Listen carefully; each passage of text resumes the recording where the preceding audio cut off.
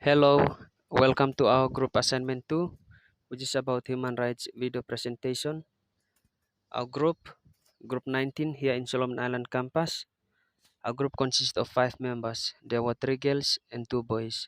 Our group have discussed and came up with a gender-based human rights issue known as domestic violence against women in Solomon Island.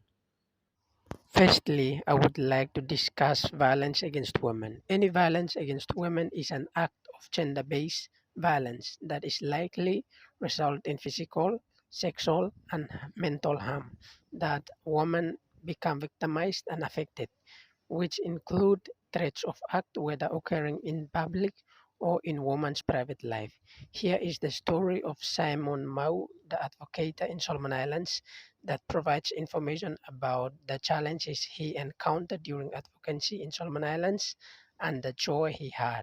And finally, the recommendations he want in order to change the man's habit and violence against women. What are some of the challenges you encounter when you are trying to advocate for the rights of women?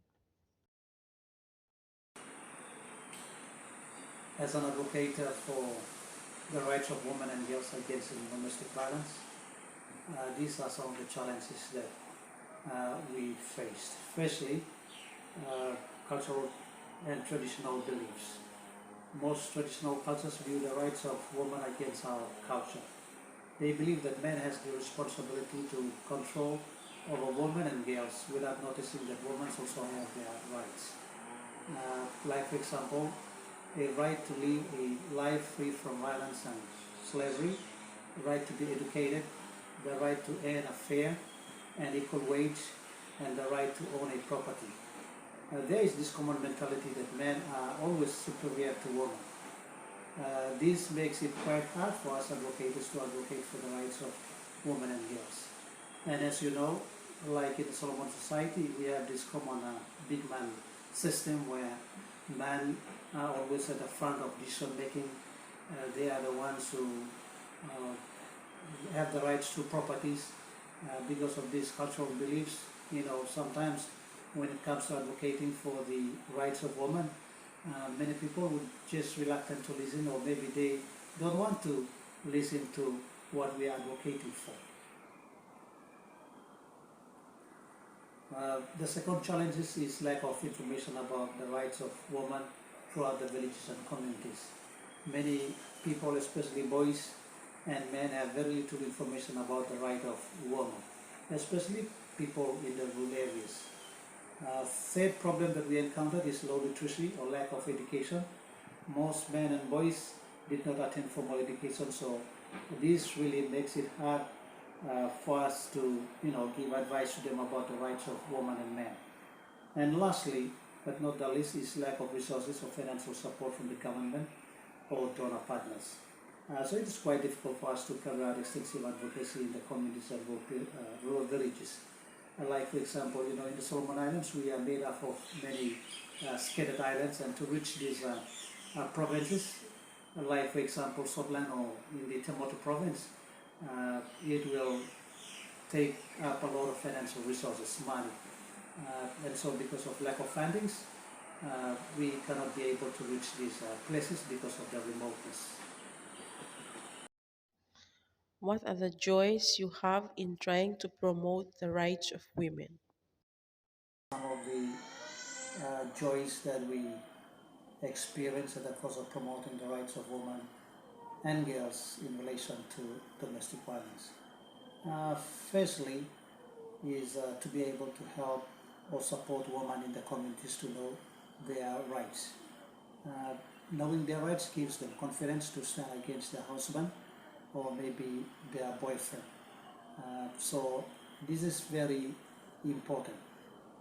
The second one is uh, as an advocate or a frontline supporter, uh, what we are doing help to stop domestic violence against women in the Solomon Islands. Because if we don't do the work, then who else will do? So this is quite an important job.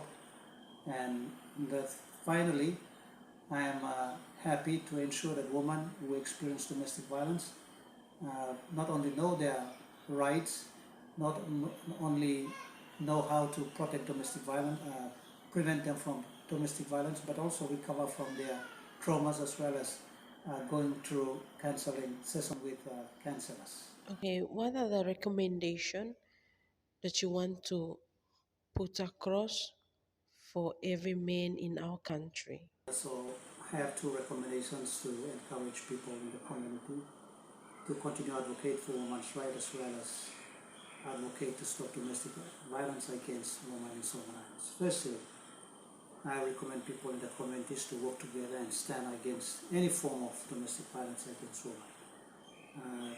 This requires the church, communities and families to work cohesively together to ensure all our communities are violence free and that the rights of girls and women are protected. And lastly, I would like to recommend that the government legislate laws to protect women and girls from domestic violence, and also that these laws are fully enforced by responsible authorities. Hello, sister. I just want to interview your story as you are one of the victims of domestic violence. Feel free to share your story.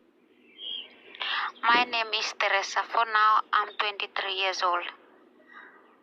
Last year, when I am 22 years old, I was pregnant, and after came from Christmas holiday, my husband punched and kicked me out from the house.